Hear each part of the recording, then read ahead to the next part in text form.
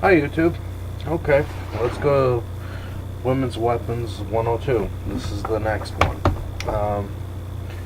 Most women do not have the strength that I do. Therefore, they cannot handle recoil like I do. And so, because of that, when they're looking for a firearm for concealed carry, a lot of the time, they will not be able to handle a higher recoil weapon like I usually carry my 45. I would recommend that they carry a 9mm. It doesn't have the recoil. It's actually it's about as small as I would ever want to go for self-defense, and we'll go into that. I bought my wife a Glock 19. No magazine in the magazine well. Chamber is clear and safe. It's smaller. It actually fits her hand a lot better. If I were to buy this for myself, it would be basically a backup gun. It's not really large enough for me, for my hands, because I have camp hands. I have very large honking hands. I mean, literally, to give you an idea, this is a size 14 ring.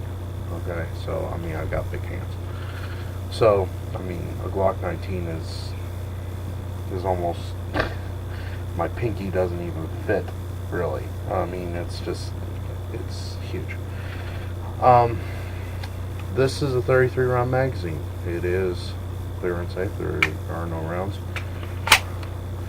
But using this 33 round magazine, it gives her the ability to fire 33 9mm rounds. Quite honestly, I do not see how she would ever run into a situation where she would need all that many, but she's got them if she needs it. Okay. The great thing about this is one of the newer Gen 3s. Now, it is not a Gen 4, but it works just the same. I'm going to go over real quick how to fire your firearm. When you go to grab it, you want to make sure. Now, when I grab like this, you see how there's this open spot?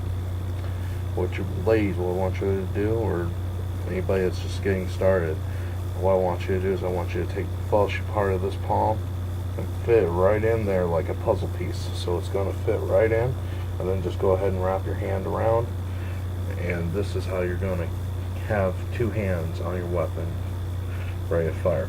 Note how I have my thumbs. They're down and off to the side.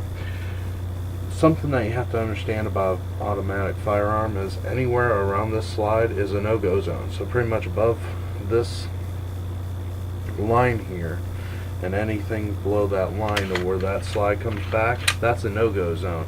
If you put anything in that area, it's going to be hit by that slide when you fire that round, and it's called slide bite. You don't want that. It hurts. Okay, so I mean, there's a chance that you could get slide bit, and I've actually seen people drop their weapon because, oh, my hand. Yeah, so don't do that. Okay, so don't put it anywhere near that slide when it comes back. So understand that's how that works. This is also where training comes in place. But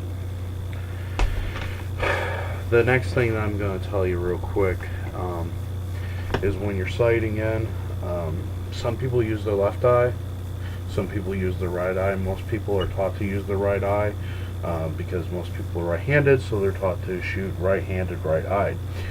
I am one of those crazy oddballs. I am like Hickok 45 in that over my years of shooting, I have found that I am a left eye dominant type individual. So when I sight down, I'd go ahead and tuck my head to the side here a little bit, and I bring it up to my left eye, not my right. Okay?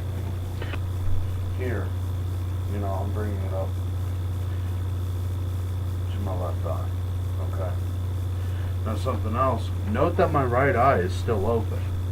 The reason for this is if I close my non-sighting eye, if something happens over here and I need to redirect, I won't be able to see it. I'll have this big old blind spot, and that's not good. I don't want to have a blind spot. I want to be able to change positions quickly, okay, and re-engage, okay.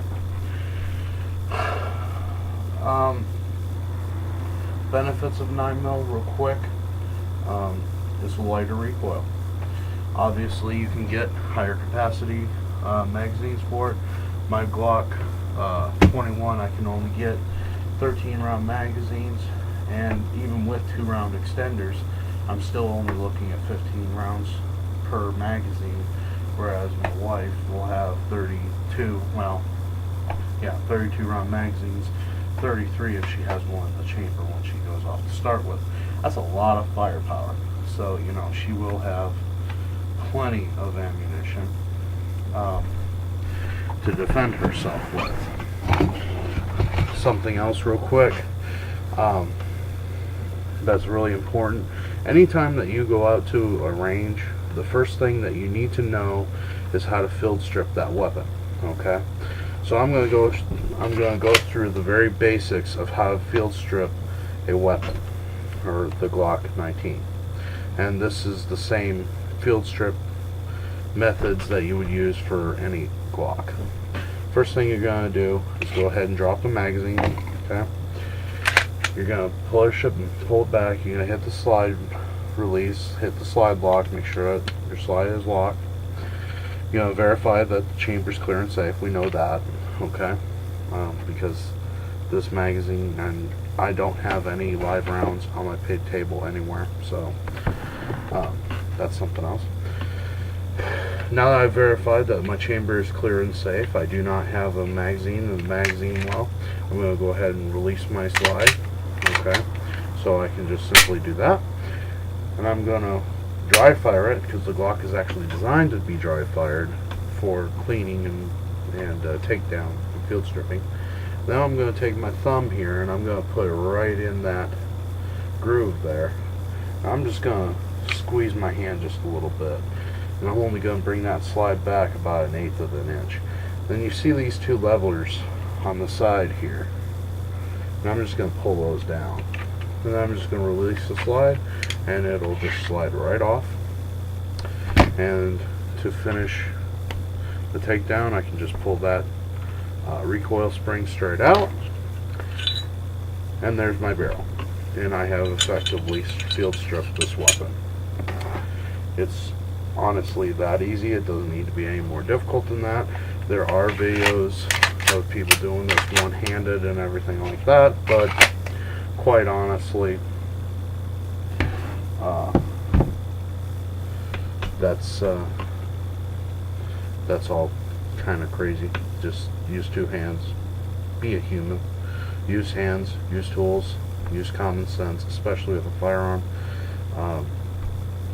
Understand that anything that you point that muzzle at is going to die. So that's pretty much it. Stay safe. I appreciate your comments. I appreciate your views. I appreciate your time. Defend your homes wisely.